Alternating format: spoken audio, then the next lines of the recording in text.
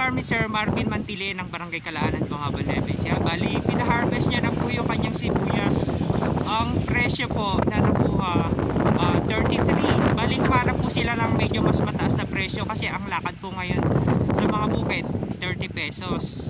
Ayun, kasi kaya naman po nakuha ng 33, explanation niya kanina. Maganda po yung sibuyas. Tapos nakahusto ng gulang. Kaya hindi po nagdiwara yung buyer. Ito po sila mother naglalagay ng reject na lang po yung sinasaki nyo ano. Reject na lang rin. Mother, magkano po ngayon ang upahan ng gupit sa bukid? 40. 40. Nakailan naman po kayo ngayon? Lupet, hindi pa nga anak namin bilang. Ngayon po. Marami, baka mga 40. Oy, madami po Kagabi pa kami rin eh. Hindi na nga kami natulog. Buwi na kami. Taga-tega kami eh. Ay, taga-Bega po kaya? Oo. Anong oras po kayo nag-start? Kahapon lang. Alas 2. Alas 2. Alas 2 ng hapon, binunot. Binunot. Tapos ngayon, kaninang maga. Alas 5, naggupit na kami. Alas 5 na madaling araw. Di kaaga naman po, hindi kayo sinikmura. Hindi na nga kami natulog. Kami. Hindi na kami Ayun. natulog. Wala po kayong kasama mga kapatid o apo na nag... Andyan o. Ayun.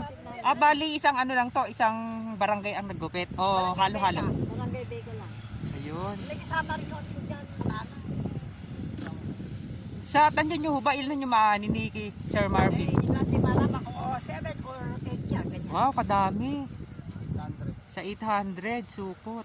Naku, ba't ako interview? Ako makakita riyan. Hindi mo tubig. Eh ako man. Ay, hindi naman tayo kilala. Ano naman po, kayo naman po kasi naggupit. Papakita natin yung area. Ano ko po? Di papangit namin. Kami pa kinuha. Ayan po yung area ng sibuyas. Or yun ng farm.